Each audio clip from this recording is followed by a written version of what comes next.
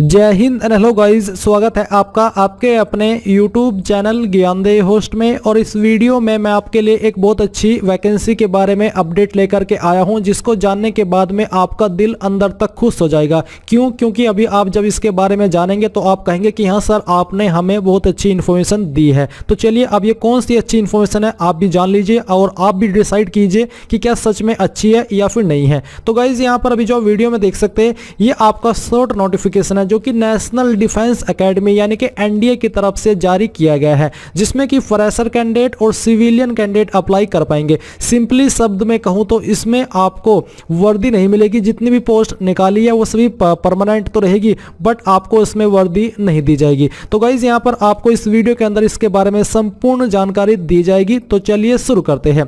तो गाइज, आप यहां पर वीडियो में जो देख पा रहे हैं, ये हमारी ऑफिशियल वेबसाइट jobsgyan.in है। इसका लिंक वीडियो के डिस्क्रिप्शन में दिया है। जैसे ही आप लिंक ओपन करेंगे तो आपके सामने इसकी जानकारी आ जाएगी। ये जो वैकेंसी है ये आपकी 251 पद पर निकाली है। एंड अभी इसका शॉर्ट नोटिफिकेशन आया है, जो कि आप भी ऑफिशियल शॉर्ट नोटिफिकेशन पर क्लिक करके डाउनलोड कर सकते हैं। आप यहां पर देखेंगे employment notice, national defence academy, Khadakwasla Pune, यानी कि जो आपकी जॉब लोकेशन रहेगी वो आपकी खड़कवासला पुणे ही रहने वाली है। एंड आप देख सकते हैं online applications are invited from Indian national to fill up the following group C vacancies, यानी कि जितनी भी ये पोस्ट है इनको ग्रुप सी के अंतर्गत रखा है और सभी सिविलियन वैकेंसी है, जैसे कि मैं आपको वीडियो की शुरुआत में भी बताया था। अब आप यहां पर ये जान लीजिए कि कौन कौन सी पोस्ट पर ये वैकेंसी निकाली है। तो आपकी इसमें लोअर डिवीजन क्लर्क यानी कि एलडीसी इस पर निकाली है। एज लिमिट इस पर आपकी 18 से 25 साल रहेगी, जो कि आपकी इस फॉर्म को भरने की लास्ट डेट तक काउंट की जाएगी एज लिमिट। इस पर आपकी 4 वैकेंसी है। कब से लेकर के कब तक आप फॉर्म भरेंगे ये भी आपको आगे बताया जाएगा, तो जल्दबाजी मत करें, आपको अच्छे से इस वीडियो में जो भी जानकारी आई है वो दी जाएगी।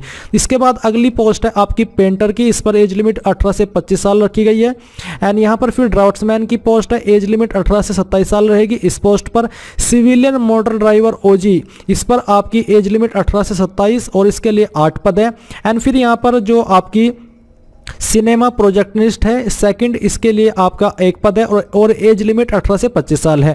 कुक की भी यहां पर पोस्ट है, कुक के लिए आपके 12 पद है। फायरमैन के लिए आपके 10 पद है। ब्लैक स्मिथ के लिए 1 पद है।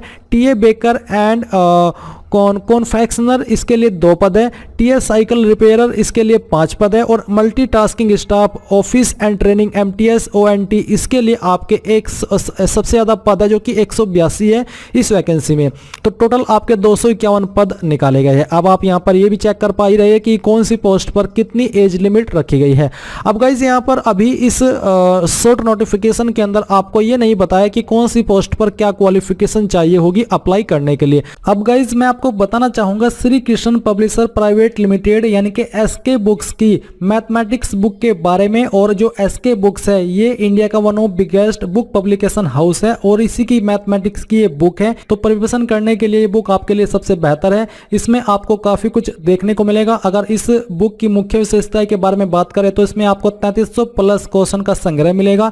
शॉर्टकट के नियम के साथ उससे संबंधित पूर्व परीक्षा में पूछे गए प्रश्नों का हल भी आपको मिलेगा। सभी प्रश्नों का शॉर्टकट विधि के साथ हल किया गया है। इस बुक का इस्तेमाल आप लोग सभी जो कॉम्पिटिटिव एग्जाम है उसके लिए कर सकते हैं। एंड यहाँ पर आपके सभी टॉपिक्स जैसे कि अर्थमेटिक, अलजेब्रा, ज्योमेट्री, ट्राइग्नोमेट्री ये सभी शामिल किए गए हैं। तो इस बुक को बाय करने का लिंक आपको वीडियो के डिस्क्रिप्शन में दिया है। अगर आप मेरी रिकमेंडेशन भी चाहते हैं मैथमेटिक्स की बुक के लिए तो ये बेस्ट बुक है। आप इसको जाइए और वीडियो को दिए गए डिस्क्रिप्शन लिंक से परचेज कर लीजिए। बट आपको यहाँ पर ये जरूर बता दिया है कि क्या इसमें डेट है अप्लाई करने की। तो बेसिकली इस जो ये भर्ती है इसका ऑफिशियल अनाउंसमेंट एम्प्लॉयमेंट न्यूज़पेपर में होना बाकी है। जैसे ही एम्प्लॉयमेंट न्यूज़पेपर में इसका अनाउंसमेंट हुआ, जो कि आपका आने वाला है 31 दिसंबर को, तो फिर उसके उस दिन से आप इस फॉर्म को भर पाएंगे। तो अगर मैं डेट वाइज आपको बताऊं तो आप लोग 31 दिसंबर 2022 से लेकर के 20-21 जनवरी 2023 तक इस फॉर्म को भर पाएंगे।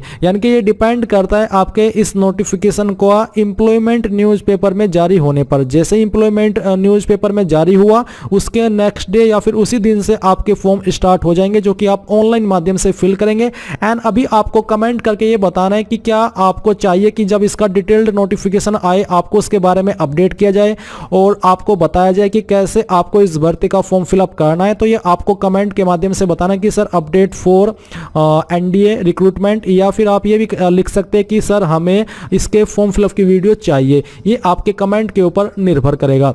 नाउ गाइज यहाँ पर एक छोटी और बहुत मोटी जानकारी आप ये भी जान लीजिए कि इसमें एडमिट कार्ड सभी के नहीं आएंगे। जी हाँ, आपने सही सुना, एडमिट कार्ड सभी के नहीं आएंगे। ये जानकारी आपको बताते हुए मुझे बुरा लग रहा है कि सबके एडमिट कार्ड नहीं आएंगे, क्योंकि आपको यहाँ पर ये बोला है कि the number of candidates will be restricted for the selection test based on the marks obtained in the prescribed minimum educational qualification for the post. यानी कि जिस पोस्ट पर आप अप्लाई कर रहे हो उस पर अप्लाई करने के लिए जो क्वालिफिकेशन है, उस क्वालिफिकेशन की परसेंटेज अकॉर्डिंग आपको यहां पर शॉर्ट लिस्ट किया जाएगा। एंड उस पोस्ट पर अप्लाई के लिए, उस पोस्ट पर जो वैकेंसी निकली है उसकी 10 गुना कैंडिडेट यहां पर आपके रिटन टेस्ट के लिए शॉर्ट लिस्ट किए जाएंगे। एंड जो 4 टाइम कैंडिडेट है वो स्किल टेस्ट के लिए शॉर्ट लिस्ट किए जाएंगे। यानी कि अगर आप ऐसी पोस्ट पर अप्लाई करें जिस पर की एक वैकेंसी है तो उसमें सिर्फ 10 कैंडिडेट ही बुलाए जाएंगे एग्जाम के लिए। उसकी क्वालिफिकेशन के अकॉर्डिंग देखा जाएगा कि किसकी कितनी परसेंटेज है, परसेंटेज के आधार पर आपको शॉर्ट लिस्ट किया जाएगा।